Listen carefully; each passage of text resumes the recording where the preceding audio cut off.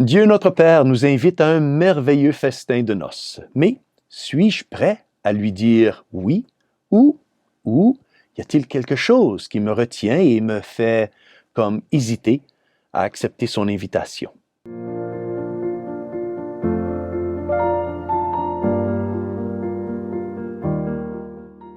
Au nom du Père et du Fils et du Saint-Esprit. Amen, chers frères et sœurs. Salve Maria et bienvenue au commentaire de l'Évangile de ce dimanche. L'Évangile d'aujourd'hui nous est présenté par Saint Matthieu, chapitre 22, versets 1 à 10. Et nous parle aujourd'hui d'une parabole par rapport aux noces du fils d'un roi, au cours de laquelle notre Seigneur enseigne que le royaume de Dieu est désormais ouvert à tous, et non pas seulement aux Juifs. Dimanche dernier, si vous vous rappelez bien, nous avons vu que le Seigneur parlait aux grands prêtres et aux pharisiens et leur révélait la parabole des vignerons homicides. Dans cette parabole, ils ont bien compris que Jésus parlait d'eux. Le Seigneur leur disait aux grands prêtres et aux pharisiens, à travers le récit de la parabole, qu'ils étaient, eux, les mauvais et méchants vignerons qui avaient persécuté les prophètes et qui voulaient maintenant persécuter et même tuer le Fils de Dieu, notre Seigneur Jésus-Christ. Et aujourd'hui, notre Seigneur continue de parler aux principaux prêtres et aux anciens d'Israël, aux pharisiens, d'une manière très semblable avec la parabole des noces du fils du roi. C'est la dernière parabole qu'il leur adresse et il leur dit: le royaume des cieux est comparable à un roi qui célébra les noces de son fils. Le sens de cette parabole est bien sûr que le roi dans cette parabole est Dieu lui-même, qui a préparé un festin de noces pour son fils, notre Seigneur Jésus-Christ. Le fils du roi est le fils de Dieu qui a pris notre nature et est devenu homme. La célébration des noces est une allusion aux noces ou à l'union entre la divinité de Jésus et l'humanité de Jésus.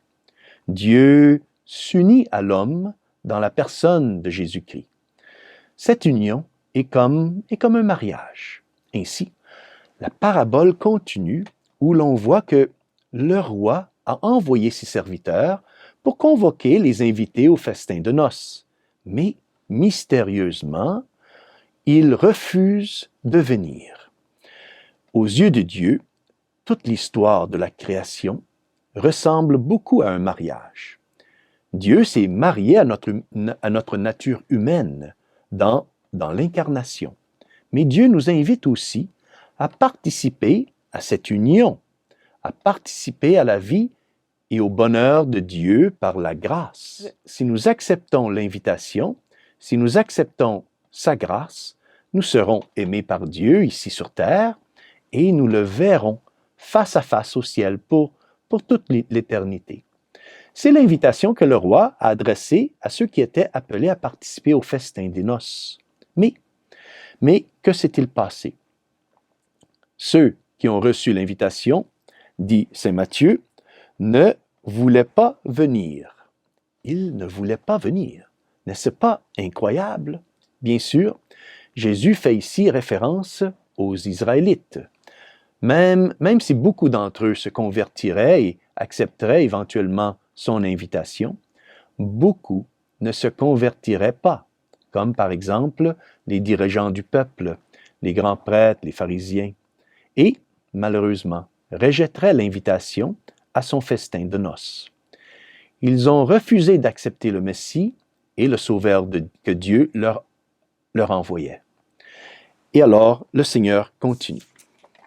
Il envoya encore d'autres serviteurs dire aux invités, « Voilà, j'ai préparé mon banquet. Mes bœufs et mes bêtes grasses sont égorgés, tout est prêt, venez à la noce. » Mais ils n'y tinrent aucun compte et s'en allèrent, l'un à son champ, l'autre à son commerce. Les autres empoignèrent les serviteurs, les maltraitèrent et les tuèrent. le roi se mit en colère. Il envoya ses troupes, fit périr les meurtriers et incendia leur ville. Ici, notre Seigneur montre qu'il existe comme deux types de personnes qui refusent l'invitation de Dieu à devenir ses amis et à participer à son festin. D'abord, il y a ceux qui ignorent l'invitation de Dieu en continuant à vaquer à leurs propres affaires et ensuite, il y a ceux qui veulent en réalité tuer l'invitation de Dieu en tuant ses serviteurs. Oui, certains des invités ont tout simplement ignoré l'invitation à cause des nombreuses distractions et des attachements qu'ils ont dans leur vie, comme par exemple le travail, leur carrière, leur prestige, leur argent, leur plaisir, etc., etc. Ils ont choisi le naturel et ont refusé le surnaturel. Le deuxième type de personnes qui refusent l'invitation de Dieu sont ceux qui tuent les serviteurs envoyés par le roi. Ces types de personnes sont ceux qui commettent le péché de tuer la grâce dans leur cœur par le péché de l'indifférence ou même le péché de la haine envers les serviteurs que Dieu envoie pour les aider, pour les corriger.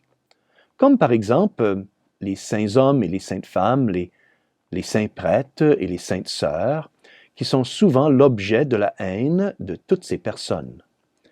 Pourquoi? Eh bien, tout simplement parce que leur présence dérange les pécheurs qui vivent dans le péché. L'exemple du bien dévoile et dénonce la méchanceté du pécheur. Si le pécheur ne veut pas changer, il finit par haïr ceux qui dévoilent son péché. Notre Seigneur veut également montrer, avec cette partie de la parabole, que les Israélites ont non seulement refusé d'accepter l'invitation, mais qu'ils ont également tué les prophètes. Et oui, tué les prophètes envoyés par Dieu pour les inviter à accepter le Messie. C'est pourquoi l'élection particulière que Dieu avait accordée à Israël leur sera retirée et sera confiée au peuple élu du Nouveau Testament, la Sainte Église catholique et apostolique. Poursuivons maintenant notre lecture. Alors, il dit à ses serviteurs, le roi dit à ses serviteurs, « Le repas de noces est prêt, mais les invités n'en étaient pas dignes. Allez donc aux croisées des chemins, tous ceux que vous trouverez, invitez-les à la noce. » Les serviteurs allèrent sur les chemins, rassemblèrent tous ceux qu'ils trouvèrent, les mauvais comme les bons, les mauvais comme les bons, et la salle de noces fut remplie de convives. Aujourd'hui, nous sommes rappelés que Dieu connaît souvent le refus et le rejet de la part de tous ceux qu'il aime. Mais son amour ne se dément jamais et ne se décourage jamais. Il est surprenant que de mauvaises personnes ainsi que de bonnes personnes soient invitées au festin des noces. Oui, mais on pourrait se demander, qui sont ces bons et mauvais invités qui se retrouvent au repas de noces du Fils du roi? Eh bien, frères et sœurs, nous sommes ces gens, vous et moi, oui, nous sommes ces mauvais et ces bons invités qui sont appelés à assister à la fête royale de Dieu. Notre Seigneur n'exclut personne dans son invitation. Rappelez-vous quand notre Seigneur disait à ses disciples, c'est dans le dernier chapitre de l'Évangile de Saint Matthieu, notre Seigneur leur disait, « Allez et baptisez toutes les nations. » Personne, frères et sœurs, n'est exclu. Tout le monde est désormais invité aux noces de l'agneau. Nous avons tous été librement invités. Qu'avons-nous fait pour être invités? Eh bien, rien. C'est un don gratuit de l'amour de Dieu pour toute l'humanité. Mais, et voici la leçon d'aujourd'hui pour vous et pour moi, on peut se demander, est-ce que j'accepte toujours l'invitation de Dieu à participer au festin de noces de son Fils? Ou est-ce que je refuse parfois à accepter l'invitation de Dieu à cause de préoccupations stupides concernant mes intérêts personnels ou mes attachements matériels? Alors, frères et sœurs, profitons de la parabole d'aujourd'hui pour faire un bon examen de conscience, en nous demandant s'il y a quelque chose qui m'empêche d'accepter l'invitation du roi des cieux, aux noces de son Fils divin, Jésus. Y a-t-il quelque chose ou quelqu'un qui m'empêche d'aimer Dieu par-dessus toute chose? Y a-t-il des situations personnelles qui m'empêchent de me consacrer à la pratique de la vertu et d'éviter le péché? Si c'est le cas, tout cela doit mourir aujourd'hui.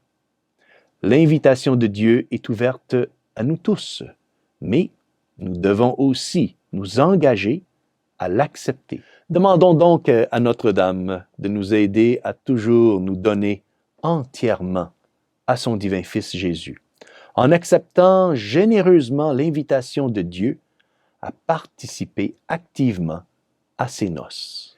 Et que Dieu Tout-Puissant vous bénisse, au nom du Père et du Fils et du Saint-Esprit. Amen. Salve Maria!